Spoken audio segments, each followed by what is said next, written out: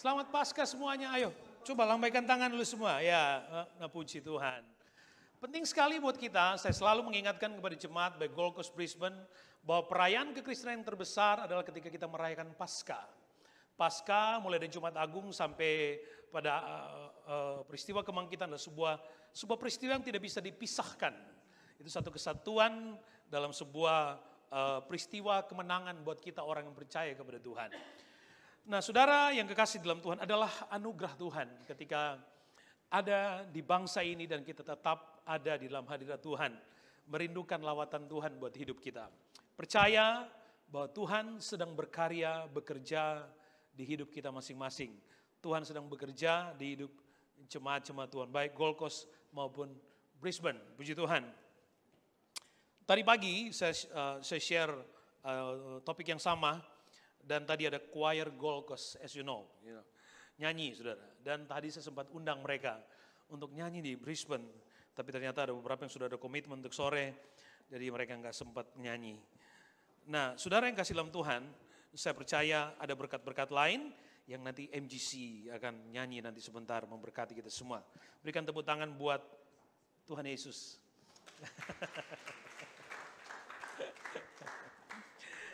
Oke, puji Tuhan. Hari ini kita melihat satu topik yang sangat umum buat kita. Jesus is alive. Jesus is alive. Ada subtitle di situ yang saya catat. The stone had been taken away from the tomb.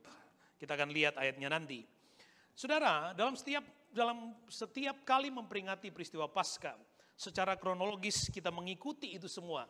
Tahun demi tahun. Bahkan di sepanjang usia kekristenan kita mengenal sejak masih ada di Sunday School, kita diceritakan tentang peristiwa yang luar biasa ini. Dan setiap kali kita mengingat atau kita diingatkan pada peristiwa ini, itu selalu memberikan makna kehidupan yang baru dalam hidup kita. Dan saya mau menangkap itu setiap tahun, setiap kali kita memperingati, saya pingin supaya Tuhan paling tidak ada sesuatu yang baru yang boleh kita nikmati, karena Alkitab berkata selalu baru berkatnya, ya, selalu baru berkatnya. Nah, mari saudara kita buka Alkitab kita di dalam Injil Markus pasal yang ke-16 ayat 1 dan beberapa ayat setelahnya. Saudara ikuti pembacaan, saudara dengan senyum dan sukacita sambut firman. Setelah lewat hari Sabat, Maria Magdalena dan Maria ibu Yakobus serta Salome membeli rempah-rempah untuk pergi ke kubur dan meminyaki Yesus. Dan pagi-pagi benar pada hari pertama minggu itu setelah matahari terbit, pergilah mereka ke kubur. Mereka berkata seorang kepada yang lain, siapa yang menggulingkan batu itu bagi kita dari pintu kubur? Tetapi ketika mereka melihat dari dekat, tampaklah batu yang memang sangat besar itu sudah terguling, puji Tuhan. Saudara, hari Jumat yang lalu kita bicara dekat salib Yesus. Berada di dekat salib Yesus ada peristiwa yang mengagumkan. Berada dekat salib Yesus ada peristiwa Tuhan memulihkan seseorang. Dekat salib Yesus ada mujizat kesembuhan oleh bilur-bilurnya. Nah, saudara yang kekasih di dalam Tuhan, peristiwa itu kita ikuti sejak pada hari Jumat. Dan berdasarkan catatan bahwa Alkitab juga mencatat bahwa Yesus mati tepatnya pada masa hening di antara jam 12 siang sampai jam 3 sore. Itu waktu hening di mana Yesus berkata, it is finished. It is finished. Dan di dalam tradisi keyahudian itu akan memasuki Sabat bagi mereka. Dan pada hari Sabat maka semua orang tidak dibolehkan untuk bekerja. Sehingga waktu dari Yesus mati sampai waktu Yesus dikuburkan itu hanya makan waktu 3 jam. Itu sangat pendek. Sehingga waktu Yesus diturunkan, dimasukkan di dalam kuburan oleh Yusuf Arimatea yang memilih tempat yang terbaik. Ada sebuah taman, ada kubur yang dan Yesus diletakkan di sana. Waktu 3 jam itu sangat singkat. Sementara secara budaya, secara tradisi, ada yang harus dilakukan, mayat yang harus dibalsem dan seterusnya. Dan itu dilakukan sangat singkat sehingga beberapa catatan mencatat bahwa tidak sempurna itu.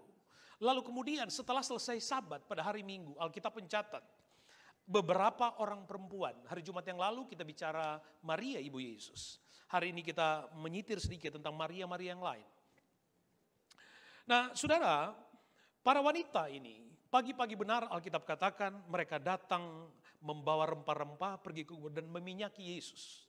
Ada kerinduan bagi mereka untuk datang melihat, menjumpai Yesus. Apalagi mereka membawa minyak untuk melakukan prosesi tradisi itu, ya, untuk mayat Yesus. Menarik sekali, dan itu dilakukan pada pagi-pagi benar pada hari pertama minggu itu. Tahun yang lalu seingat saya sempat menyinggung kenapa atau apa alasan kita orang Kristen beribadah pada hari Minggu. Nah, alasan yang paling besar, alasan satu-satunya yang paling kuat, kenapa kekristenan merayakan atau beribadah pada hari Minggu itu karena Yesus bangkit pada hari pertama. Dan hari pertama itu adalah Minggu. Jadi itulah alasan yang paling kuat. Ada orang berkata kekristenan mengubah Sabat pada hari Minggu. Enggak, sama sekali enggak. Ya, sejarah pun mencatat bagian Sabat itu tetap pada hari Sabtu. Tidak mengubah. Tetapi kemudian kekristenan beribadah pada hari Minggu itu karena mengingatkan atau memperingati sebuah kemenangan. Yesus bangkit pada hari Minggu. Tentu hari yang lain juga begitu. Kita bisa beribadah pada hari Minggu, bisa beribadah pada Senin, Selasa, Rabu, Kamis, Jumat, Sabtu, dan of course pada hari Sabat juga. Ya. Nah, yang menarik sekali saudara, pagi-pagi benar mereka datang hendak melihat Yesus. Mereka hendak melihat Yesus. Ayat yang ketiga berkata begini, mereka berkata seorang kepada yang lain, siapa yang menggulingkan batu itu bagi kita dari pintu kubur? Saudara, di zaman itu ya penguburan tidak seperti kita di zaman kita hari ini. Di mana pada zaman itu secara tradisional penguburan konvensional adalah dalam sebuah gua, kemudian gua itu ditutup dengan batu yang besar. Ditutup dengan batu yang besar. Nah, wanita-wanita ini tahu persis bahwa Yesus dikubur, dimasukkan di dalam sebuah gua, apalagi itu adalah sebuah kuburan yang baru yang dimiliki oleh Yusuf dari Arimatea, dan itu diyakini sebagai kubur yang berbeda dengan kubur yang lain dalam artian dia lebih besar, ya. Dan mereka juga tahu bahwa yang menutupi kubur itu adalah ada sebuah batu yang besar. Dan Alkitab yang tulis batu yang sangat besar. Kalau Alkitab bilang sangat besar, itu pasti besar sekali. Ya, dikatakan big stones, mega, besar. Dan diperkirakan bobot dari batu yang menutupi kubur Yesus itu sekitar 2 sampai 2,5 ton. Jadi 3 sampai 4 ribu pounds. Berat sekali, besar sekali. Dan itu tidak mungkin bisa dipindahkan oleh hanya satu orang, oleh hanya 2 orang, oleh hanya 3 orang. Nggak mungkin, itu besar sekali. Diameternya kurang lebih 4 meter. Dan wanita-wanita ini tahu persis ada batu itu. Dan tidak sekedar itu, di catatan yang lain dikatakan di dalam Injil Matius pasal yang ke-27, kalau saudara baca mulai ayat 62, tapi saya tidak tayangkan, hanya mengambil ayat 65 dan 66, di mana orang-orang Farisi, tokoh-tokoh agama berkata kepada Pilatus, jangan-jangan nanti murid-murid datang mencuri mayat Yesus dan berkata dia sudah bangkit, nanti akan tambah heboh nanti.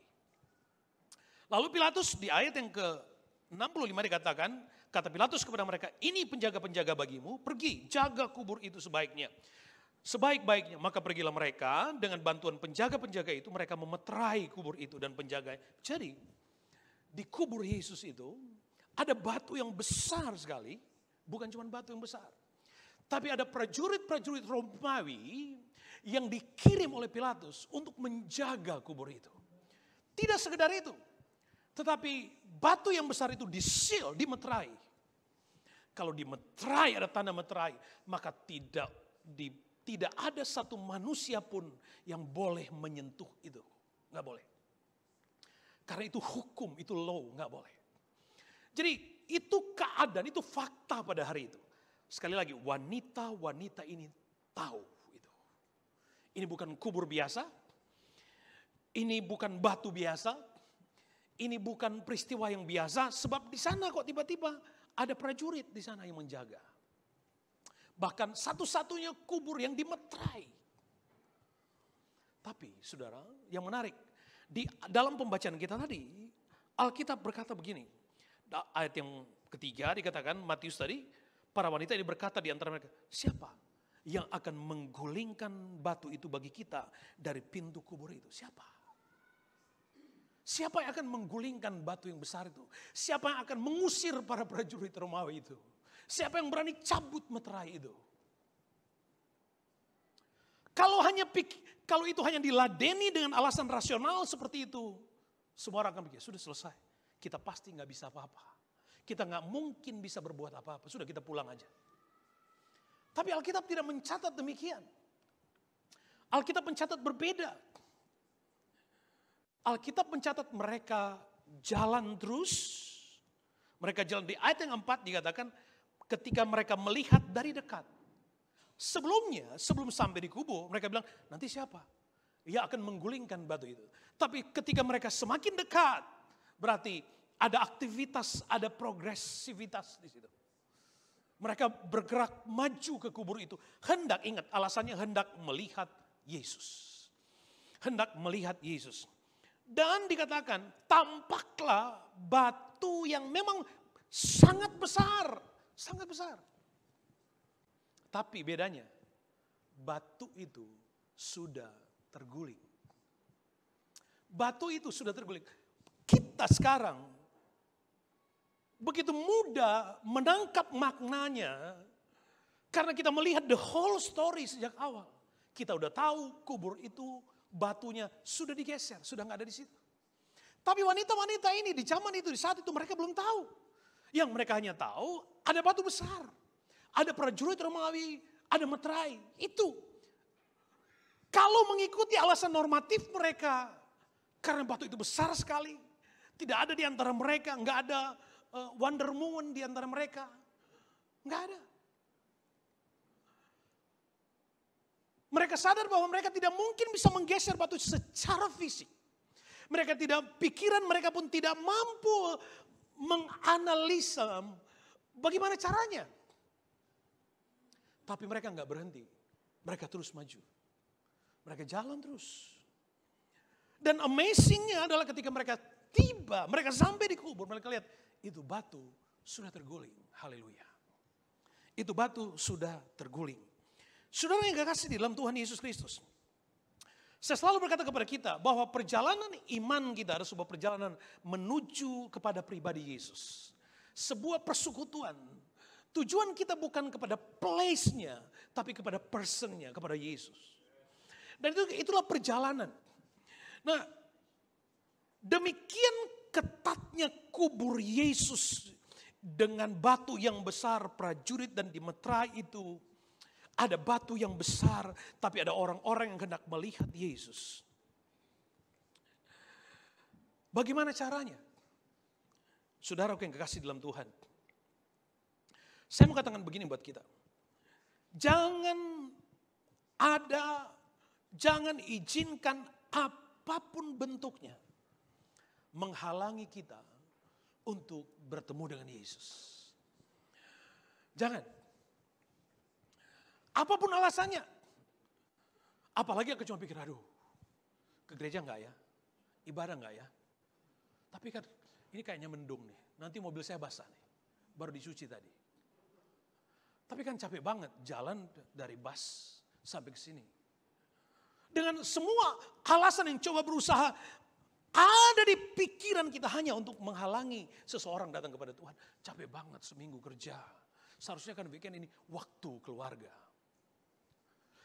Begitu banyak bentuk batu-batu besar yang berusaha ada dan menghalangi banyak di antara kita untuk datang melihat Yesus. Sekarang kita harus berani melihat ke dalam diri kita. Sekarang mau bagaimana? Mau melihat batu yang besar itu? Atau percaya? Pokoknya yang saya tahu, saya ingin lihat Yesus. Itu saja. Yang saya mau lihat Yesus. Dan saya berkata kepada saudara, itu cukup buat kita. Jangan biarkan ada orang lain meletakkan batu penghalang untuk kita datang kepada Tuhan. Jangan ada orang lain atau teman sekarib apapun yang akan berkata kepada Anda, nggak usah ke gereja lah, malas gue ke gereja itu jauh, capek, lama ibadahnya, musiknya jelek, pemimpin pujian itu, terus khotbahnya, pendetanya lagi pasti panjang, dan seterusnya. Saya mengutip pernyataan dari seorang rekan pelayan, mau ke gereja itu bukan mengejar fellowship-nya, tapi relationship-nya dengan Tuhan. Itu yang penting, mengejar pribadi Yesus. Mengejar pribadi Yesus. Nah, dengan semua itu, pertanyaan tadi, siapa yang akan menggulingkan batu itu bagi kita di pintu kubur itu? Tapi mereka tetap jalan. Belum dijawab tuh, belum dijawab. Enggak ada perkataan yang Alkitab catat. Lalu ada suara berkata kepada para wanita itu, udah jalan aja, nanti ada orang yang geser tuh batu. Enggak ada tuh. Tapi mereka jalan terus. Sampai mereka benar-benar dekat dan lihat itu batu besar sekali. Besar. Tapi itu batu sudah digeser. Itu batu sudah gak nutupin kubur itu lagi. Nah, yang menariknya di dalam Injil yang lain dikatakan begini. Markus 16 ayat 4 berkata, tetapi ketika mereka melihat dari dekat, tampaklah batu memang sangat besar itu sudah terguling. Batu itu sudah terguling. Lukas 24 ayat 2 juga sama. Mereka mendapati batu sudah terguling dari kubur itu. Matius 28 ayat 2 dikatakan, maka terjadilah gempa bumi yang hebat. Seorang malaikat Tuhan turun dari langit dan datang ke batu itu dan menggulingkannya, lalu duduk di atasnya. Ada banyak jawaban Tuhan dalam hidup kita yang cara Tuhan menjawab itu tidak dapat dijelaskan secara teoritis berdasarkan alasan rasional kita. Enggak. Pada bagian ini Alkitab catat bahwa batu yang sangat besar itu dengan para prajurit yang menjaga di situ, dengan meterai yang ada di situ, tiba-tiba malaikat itu datang, bung, dia tendang itu batu, bung, geser itu batu. Dia bilang sama para prajurit, geser kalian. Nah, di catatan Injil yang berkata, para prajurit itu mereka ketakutan, mereka gemetar. Kenapa? Karena ada malaikat Tuhan. Ada malaikat Tuhan yang menggeser batu itu. Alkitab berkata malaikat-malaikat adalah untuk melayani setiap orang percaya. Kita memang tidak bisa melihat secara fisik, tapi banyak sekali peristiwa di hidup saudara. Ketika saudara setia, cinta Tuhan. Tuhan menjawab dengan apa? Tuhan utus malaikat-malaikat untuk menendang batu-batu yang menghalangi setiap perjalanan hidup kita. Kita aja nggak lihat secara fisik. Tapi sesungguhnya malaikat Tuhan sibuk untuk apa? Menggeser supaya apa? Supaya jalan kita sampai kepada tujuan itu. Kita aja suka berpikir Tuhan, mana jawabannya? Udah deket nih Tuhan, udah deket banget nih. Nanti gimana dong Tuhan? Tuhan aja nggak ngomong tenang. Iman kita yang membawa kepada pengalaman. Maka saya selalu katakan, seluas sebesar iman kita, itulah ukuran dari pengalaman hidup rohani kita. Kalau para wanita itu berhenti hanya karena berkata dalam pikiran mereka nggak mungkin, maka batu itu akan tetap ada di situ mungkin. Bagi mereka paling tidak. Jalan. Dan diterjemahnya di ayat yang lain Yohanes pasal 20 pada hari pertama minggu itu dikatakan masih gelap, pergilah Maria ke kubur dan melihat bahwa batu itu telah diambil dari kubur. The stone had been taken away from the tomb. Waktu kita sedang berdoa sungguh-sungguh kepada Tuhan. Tuhan sesungguhnya sedang mengerjakan bagiannya di bagian yang lain untuk menjawab doa kita. Prosesnya sedang terjadi di sana. Hanya karena kita manusia yang terbatas yang gak bisa mampu melihat proses itu. Sebab Tuhan hanya menjanjikan kita untuk mengalami. Bukan untuk melihat proses jawabannya. Jalani jalan itu sebagai proses perjalanan iman. Tapi proses menjawabnya itu bagian Tuhan. Tuhan utus malaikat. Tuhan kirim malaikat. Tuhan kirim malaikat tiba-tiba datang di rumah saudara menyelesaikan persoalanmu. Tuhan kirim malaikat, Tuhan tiba-tiba dalam pekerjaanmu, di bisnismu, studimu, atau apapun doamu, malaikat Tuhan ada di situ. Menggeser batu besar tadi, menggulingkan batu besar tadi. Sehingga secara langsung kita bisa menatap Yesus, melihat Yesus dengan jelas. Dan menarik sekali, saya suka bagian yang terakhir, the stone had been taken away.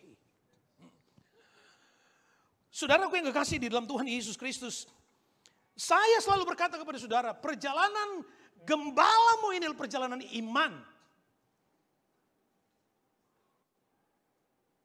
Dari titik awal pelayan, di sini ada saksinya tuh. Di sini ada keluarga, nanti saya sapa sebentar ya. Ada keluarga yang memulai bersama-sama dengan kami waktu mulai gereja di Gold Coast. Namanya waktu itu belum El Gibor, masih Gereja Indonesia Gold Coast. Tahun 2002. Tidak ada alasan bagi kami untuk hanya berkata nanti gimana Tuhan. Tapi sejak awal kami hanya mau jalan. Ku jalan ke Sion. Jalan setiap langkah, jalan dengan iman. Bukankah kita semua familiar dengan lagu Dia buka jalan. Awas ya. Awas kalau komplain. Anda tahu banget lagu ini. Tapi kalau Anda masih komplain sama Tuhan. Dia buka jalan. Saat dia ada jalan, saat kita sama sekali gak tahu gimana. Saya berkata kepada saudara gini. Kalau Anda gak tahu lagi gimana. Anda gak sanggup memikirkan, merenungkan gimananya nanti. Udah jalan aja deh. Kami belajar untuk jalan dengan iman. Mati hidup kami urusan Tuhan.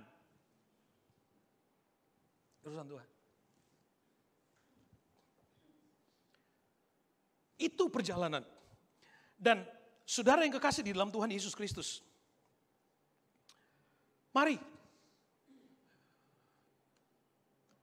Jalan dengan iman. Dia buka jalan. Saat dia di jalan. Kita lompat Injil Lukas pasal 24 ayat 6. Haleluya, puji Tuhan. Injil Lukas 24 ayat 6. Ia tidak ada di sini, ia telah bangkit. Itu kata malaikat Tuhan. Ia tidak ada di sini, ia telah bangkit. Ingatlah apa yang dikatakannya kepadamu ketika ia masih di Galilea. Yaitu bahwa anak manusia harus diserahkan ke tangan orang-orang berdosa. Dan disalibkan dan akan bangkit pada hari yang ketiga. Ada kalimat di sini dikatakan begini, ingatlah apa yang dikatakannya kepadamu. Kita senang punya ayat favorit, bukan? Senang kan? Senang. Dan banyak kali begitu kita baca Alkitab, ada ayat yang kita suka, kita bilang amin, haleluya, terjadilah. Suka begitu kan kita? Iya, kita suka mengaminkan itu. Ayat-ayat yang kita suka. Allahku akan memenuhi segala keperluanmu menurut kekayaan dan kelimpahan surga. Amin, amin, amin. Seperti itu kita amin. Iya kan? Gak ada salahnya. Gak ada salahnya. Perhatikan baik. Waktu para wanita itu datang ke kubur Yesus, malaikat Tuhan berkata, ia tidak ada di sini. Ia telah bangkit. Lalu kalimat berkata begini, ingat apa yang dikatakannya kepadamu ketika ia masih di Galilea, bahwa anak manusia harus diserahkan ke tangan orang-orang berdosa, disalibkan dan akan bangkit pada hari yang ketiga. Ingat apa yang pernah Tuhan katakan kepada kalian, kepadamu, kepada kita. Paling populer Yeremia 29 ayat 11. Rancangan-rancangan yang ada padaku mengenai kamu bukanlah rancangan kecelakaan, tapi rancangan damai sejahtera memberikan masa depan yang penuh harapan. Oh, kita suka ayat ini. Haleluya. Dan apabila kamu berseru dan datang untuk berdoa kepadaku, maka kamu akan mendengarkan kamu. Kita bertumbuh karena firman Allah. Firman. Kita hidup karena perkataan Allah. Firman. Malaikat berkata, ingat Dia sudah bilang dahulu, dia sudah katakan dahulu bahwa dia akan mati, tapi nanti bangkit lagi. Nanti bangkit lagi. Dia akan datang nanti bangkit lagi. Saudara yang kekasih di dalam Tuhan Yesus Kristus, saya ingin mengajak kita semua untuk apa yang pernah Anda bangun dalam relationship saudara dengan Tuhan. Tuhan meletakkan firman-firman yang begitu kuat di dalam diri saudara. Dan saya ingin berkata kepada saudara, mari ingat baik-baik apa yang pernah Tuhan sampaikan kepada kita. Waktu Yesus mati, keheningan melanda orang Yahudi, orang-orang percaya, murid-murid Tuhan. Yesus sudah mati. Yang viral pada waktu itu, yang viral pada waktu itu, pada hari kedua, sepi sunyi. Kalau aja waktu itu ada TikTok, udah rame tuh, udah rame. Yesus sudah mati. Seolah-olah peristiwa tentang Yesus memberi makan 5.000 orang, 4.000 orang. Yesus membangkitkan orang yang sudah mati. Dan peristiwa-peristiwa besar yang lain itu seolah-olah tenggelam dengan kematiannya. Tersimpan di kuburannya. Menjadi sebuah peristiwa yang sangat sepi pada waktu itu. Viral banget. Kemungkinan bahkan kalau saudara baca seterusnya peristiwa, beberapa dari murid-murid bahkan waktu ada cerita Yesus sudah bangkit, mereka nggak percaya. Mereka nggak percaya. Sampai Thomas sempat bilang begini, nggak percaya karena TikTok bilang kemarin dia sudah mati. Murid-murid yang lain bilang itu nggak mungkin. Sampai kemudian Yesus menampakkan diri kepada mereka, baru mereka percaya. Nah, kita familiar banget dengan media sosial hari ini. Sehingga kalau kita dengar khotbah, kita datang ke gereja. Waktu dengar khotbah, Anda mulai ngomong, TikTok bilang lain. YouTube bilang lain. Saudara, kalau Anda percaya sama TikTok, YouTube, biar nanti kalau Anda meninggal yang kuburin TikTok nanti.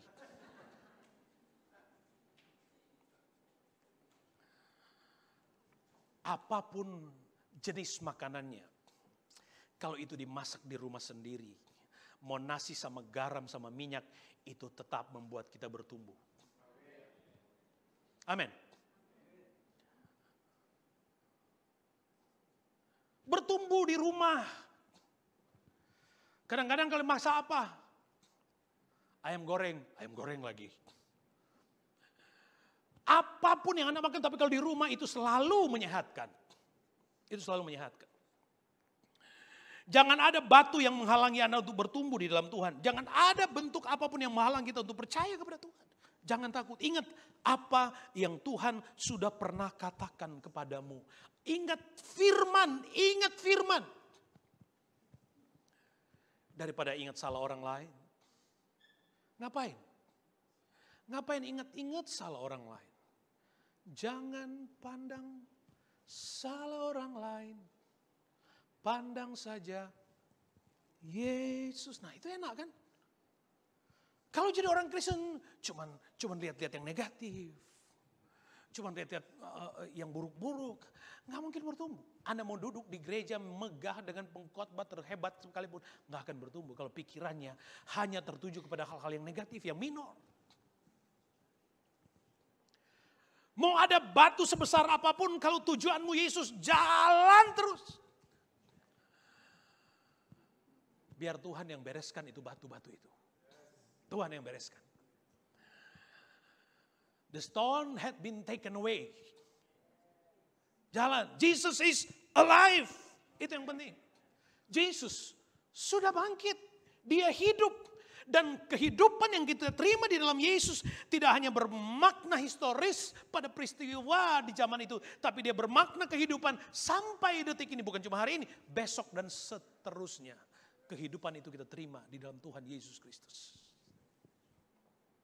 Itulah kita di dalam Tuhan. Jalan dengan Tuhan.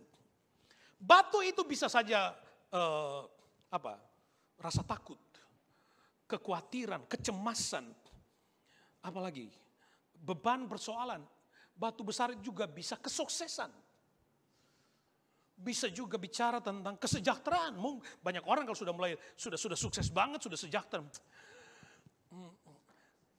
Gereja itu bukan sesuatu yang harus lagi. Fellowship dan relationship dengan Tuhan bukan sesuatu yang menarik lagi. Kenapa? Saya kan sudah nyaman. Semuanya sudah oke. Semua sudah tersedia. Ngapain lagi kan? Artinya kita hidup seperti orang-orang di luar sana berkata, tanpa Tuhan pun aku bisa survive. Hey, you never know. You never know.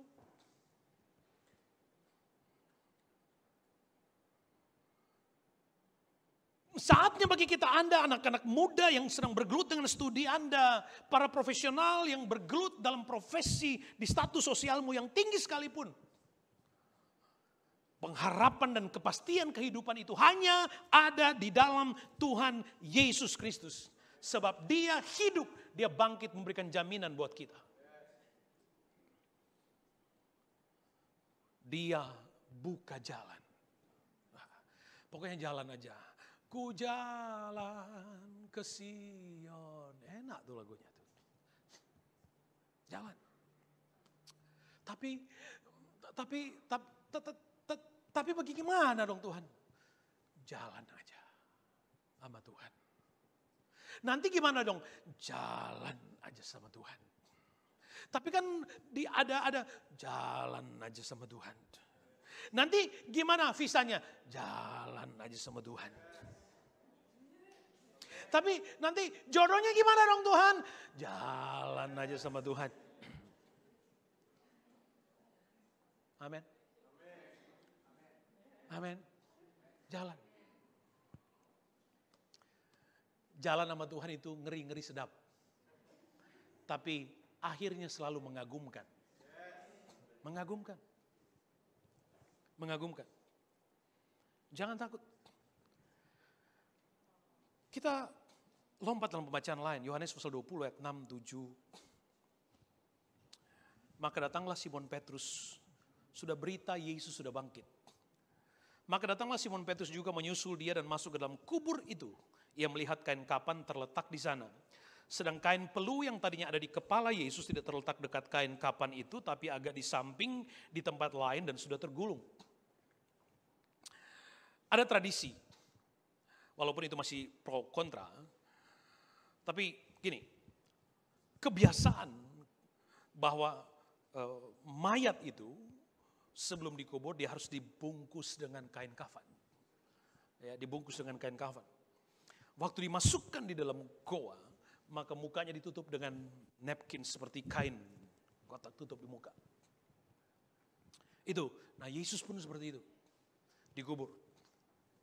Tapi pada waktu Yesus bangkit, Alkitab katakan napkins itu sudah tergulung dan ada di samping. Sudah tergulung, ada di samping. Bukan dilipat, tergulung di samping.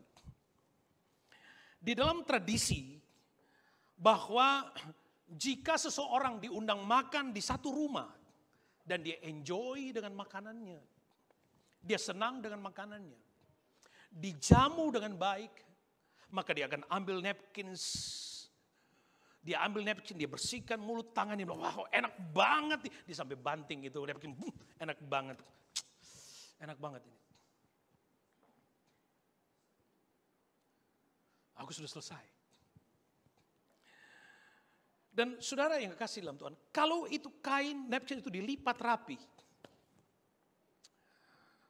artinya berbeda. Tapi itu sudah tergulung. Dia mau katakan di sini bahwa enak banget, udah selesai. Aku tidak akan kembali lagi ke tempat ini. Udah selesai.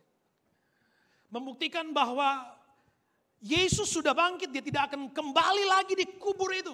Dia sudah bangkit. Dia sudah bangkit. Dia tidak akan kembali lagi di kubur itu.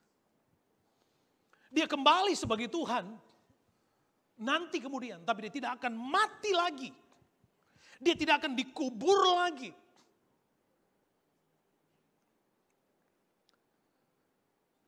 Napkin yang sudah digulung itu membuktikan sudah selesai. Udah selesai. Nah saudara yang kekasih di dalam Tuhan Yesus Kristus, pekerjaan Allah di kayu salib, di mana Yesus kemudian mati dan bangkit kembali dengan peristiwa kemenangan. Maut dikalahkan, memberikan kepastian dan kehidupan untuk semuanya. Jika maut sudah dikalahkan, maka ada enggak yang lebih tinggi di atas maut dari apa yang ditakuti oleh manusia? Ada? Enggak ada. Nah jika sesuatu yang paling ditakutkan dan mengerikan itu ditaklukkan oleh Yesus, maka bagaimana dengan yang lain? Bukankah Alkitab berkata, tiada yang mustahil bagi Tuhan. Alkitab berkata, ingat apa yang pernah Dia katakan kepadamu. Alkitab pernah mengatakan kepadamu, jangan takut, udah jalan, jangan takut, jangan takut. Jalan aja. Di hadapan kita banyak alasan yang sulit untuk kita cerna, sulit untuk kita simulasikan sekalipun. Sulit banget. Tapi kalau kita jalan dengan iman, maka tak ada yang mustahil bagi Tuhan. Itu kata Tuhan. Dan kehidupan melalui kematian itu sebuah peristiwa yang tidak mungkin. Sampai beberapa murid masih nggak percaya, mereka harus datang. Thomas, Petrus dan murid-murid yang lain masih belum percaya sampai mereka benar-benar melihat. Petrus sampai lihat, oh iya benar nggak ada. Apalagi Thomas. Sebelum aku melihat lubang di tanganmu, aku nggak akan percaya. Kalau kekristenan pertumbuhan imanmu masih bergantung kepada hal-hal yang normatif, hal-hal yang bisa belum. Anda harus berani melangkah lebih jauh mengatasi pikiranmu. Karena itulah iman, itulah mujizat. Itulah mujizat. Sebuah peristiwa yang oleh akal nggak ngerti, tapi kemudian itu terjadi, itu mujizat. Dokter cuma bisa bilang begini, kalau sudah nggak bisa apa-apa, dokter cuma bilang, Pak, Ibu doa ya, mudah-mudahan ada mujizat. Nah, kalau sudah gitu dokter sudah bilang, udah gak bisa tuh. Dan semua orang juga tahu bahwa mujizat itu adalah satu keadaan ketika semua sumber daya yang dimaksimalkan gak bisa apa-apa. Nah, di spektrum itulah kuasa Allah bekerja untuk membuktikan kepada kita tentang kebesaran kuasanya. Dan peristiwa kebangkitannya memberikan jalan bagi kita untuk jalan dengan Tuhan. Ada cerita. Seseorang yang dari kepercayaan yang berbeda dan kemudian terima Yesus. Orang bertanya kepadanya, bagaimana mungkin Anda bisa percaya menjadi orang Kristen dan bertobat? Kenapa? Dia berkata begini. Dia cuma bilang begini. Kalau Anda sedang dalam sebuah perjalanan dan Anda tiba di jalan yang buntu, Anda nggak tahu kemana Anda akan pergi. Semua tokoh agama itu mati. Hanya Yesus yang hidup. Kalau Anda tiba di satu perjalanan Anda nggak tahu mau buat apa, Anda mau bertanya kepada siapa, yang mati atau yang hidup? Mau tanya ke siapa? Oh, tanya kepada yang hidup dong. Jesus is alive. Tanyanya ke Yesus. Jangan tanya ke yang lain. Yang lain sudah mati. Nggak ada cerita tentang kehidupan. Nggak ada. Hanya Yesus yang punya cerita kehidupan yang mengalahkan maut. Datang pada Yesus. Sebab Yesus hidup bagi kita. Dia sudah bangkit. Di ayat yang lain berkata, mengapa engkau mencari Dia yang hidup di antara orang mati? Dia sudah tidak ada di sini. Dia sudah bangkit. Dia sudah bangkit. Yesus sudah bangkit untuk Anda, untuk kita, untuk keluargamu, untuk pekerjaanmu, untuk bisnismu. Yesus sudah bangkit bagi kita hari ini. Kita bangkit berdiri bersama. Tuhan Yesus memberkati kita semua. Dan biarlah pengalaman kebangkitan Kristus menjadi pengalaman yang hidup buat kita semua. Tuhan Yesus hidup.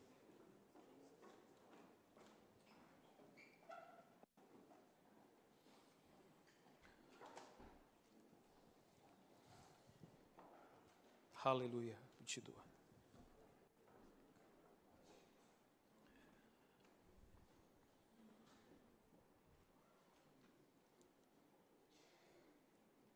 Kita sedang berjalan pada tujuan Tuhan bagi kita masing-masing.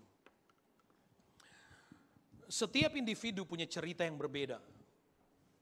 Setiap individu punya pergumulan yang berbeda. Saya pun nggak bisa menyelami cerita hidup Anda. Betapa tragisnya cerita tentang masa lalu kita sekalipun. Atau dalam lembah yang sangat dalam. Hingga kita mungkin sudah kehabisan air mata. Dalam beberapa peristiwa di hidup kita. Kita cuma bisa diam, kita nggak tahu mau ngapa-ngapain lagi. Kita sudah memberdayakan semua yang kita punya. Kita sudah bertanya kepada semua yang kita tahu. Bertanya tentang banyak, tentang sesuatu, tapi kita masih seolah-olah ada di kebuntuan. Nggak tahu mau gimana. Hari ini pesannya sederhana buat kita. Jesus is alive. The stones has been taken away. Saya berkata kepada saudara, yang hari ini, waktu Anda mulai meneropong masa depan, melihat kepada masa depanmu, dan yang Anda lihat menjadi halangan, yang Anda sedang lihat bahwa itu seolah-olah pintu yang tertutup, ada batu besar yang menutup. Hari ini, firman Allah bagi kita memberikan satu kepastian. Kalau Yesus sudah bangkit dan dia hidup, maka pintu kubur itu harus dibuka, harus terbuka. Kita harus berjumpa dengan Yesus. Kita harus melihat Yesus. Kita harus mengalami Yesus. Dia yang sudah bangkit. Dia yang hidup. Setiap batu yang menghalangi